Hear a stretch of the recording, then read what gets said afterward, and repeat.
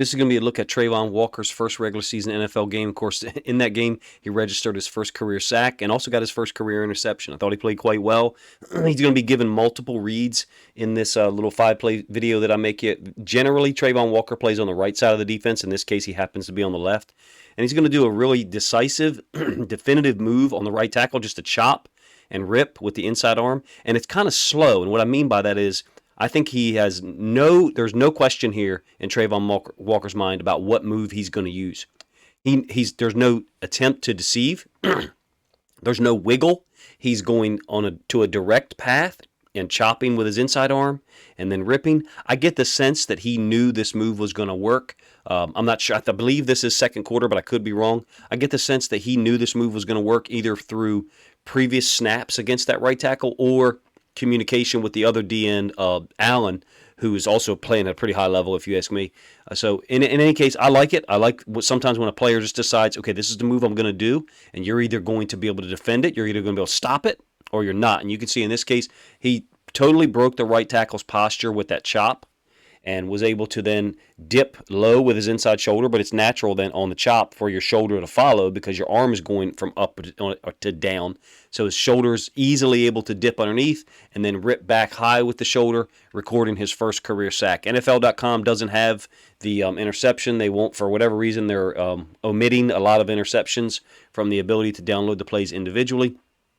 Here he is in a more typical position off the right side, and he's getting multiple reads at him, and there are some people who would say, hey, you're left unblocked, you just need to rush the passer. That's what they're paying you to do. And that's one of the things that's unfortunate about the way edge rushers are talked about and in some cases evaluated, because he's getting a lot of things coming at him. So first of all, the tackle is down blocking on the inside D tackle. He's got a receiver crossing his face. And I know the screen is cut off for you guys a little bit. He's got a receiver crossing his face in motion. Simultaneous to that, he's got an H-backer, a tight end, who's wrapping to go block him. And in my opinion, Travon Walker is playing this in the fundamental manner in which he should, which is block down, step down, meaning if your tackle blocks down, then you need to step down. And you need to secure that gap, because your gap is moving now. And that's what he's doing. That puts him in a position to be blocked by that tight end. And if there are people who look at the game simplistically and say, your job as an edge rusher, you should rush the quarterback, you're unblocked here. Yeah, if you take off at this angle, you're going to be able to get a sack. Well, that's true. But then it's possible that Washington won't run this play. What they would do is they would run split zone concepts, kick him out, and then they would run the ball on a cutback or a windback up inside of the gap that he's supposed to be responsible for. I like how technical he is. I like how he stays true to his reads, at least from what I've seen here. Certainly looks a whole lot better as a 5 technique in the overall, all the elements of the game than some of us would have thought. I would not have predicted that he would get an interception in his first game. I would not have predicted that he would make plays like this against the screens. Not that I thought he wasn't a talented player, because he's super big and strong and explosive and fast. I just wasn't sure that he was going to be able to redirect on some of these plays. But, man, this is high level. I think he recognizes, okay, they're not really going to leave a receiver in here to block me. Something's up. So that's why he's not just ripping with his right shoulder and then exploding through this gap to go after the quarterback. Again, I think he plays true to his reads and reacts according to the reads he's getting. And now in the first play I showed you, it looked like to me it was probably a third down, so he decided to rush the passer. So in that case, yeah, he's decided, I'm going to rush the passer because my coach is telling me to do so. I think generally he's staying true to his reads, is a fundamentally sound football player, along with being really big, fast, strong, explosive, and a great tackler. Love his game.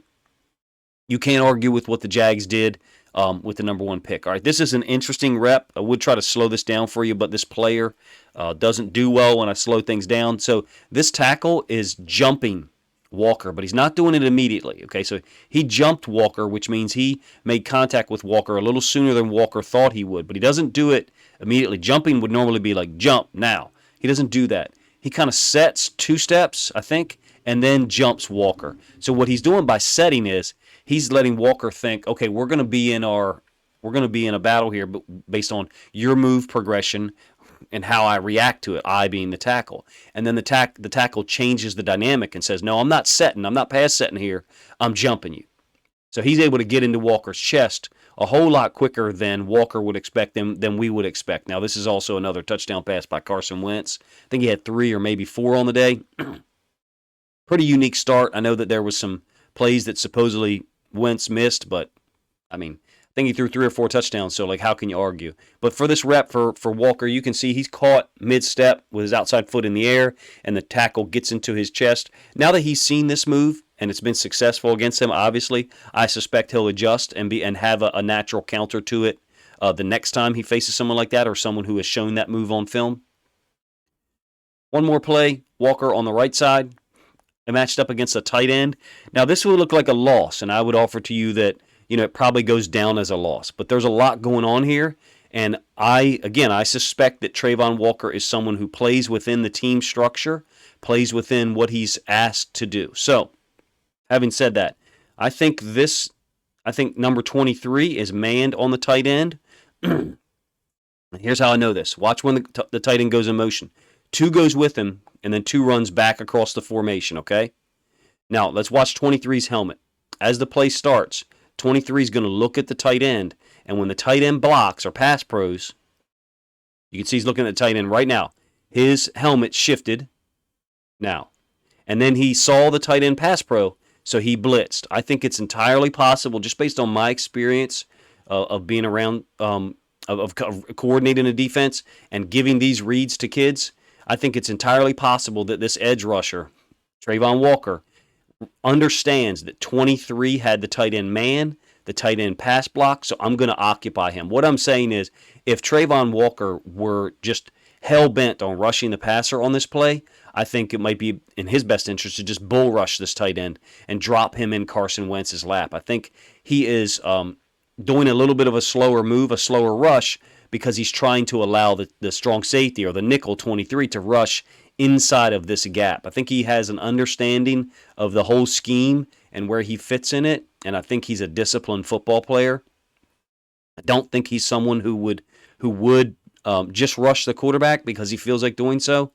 And I have some personal knowledge of 2 guys who played in the NFL who have told me, like, there's a lot of defensive linemen in the NFL. All they're worried about is their sacks because that's what gets them paid. Travon Walker doesn't seem to be one of those guys, even though he looks entirely capable of having 8 to 10 sacks this season, especially if he gets clear pass rush situations like this where he's able to just work a definitive move as strong as he is. I mean, that club looks like he hit that right tackle's hand with a bat. Impressive player, if you ask me. I'm not sure if you guys agree. I don't have the interception here, obviously. I think International Game Pass has it, so maybe I'll have to buy that. I don't have it right now.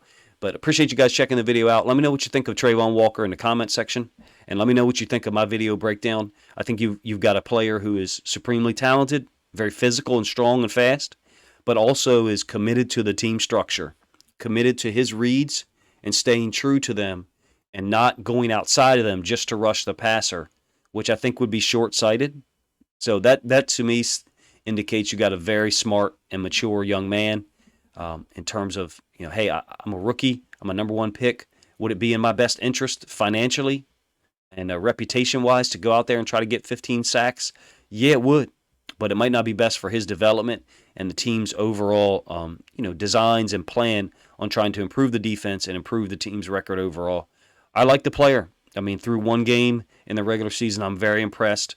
I'm kind of, some of this, I'm kind of interpreting it based on my experience and what I have seen players have to read as it relates to, like, specifically the strong safety number 23 or the nickel, reading the tight end pass pro and then rushing inside the C gap. That's just a readout blitz.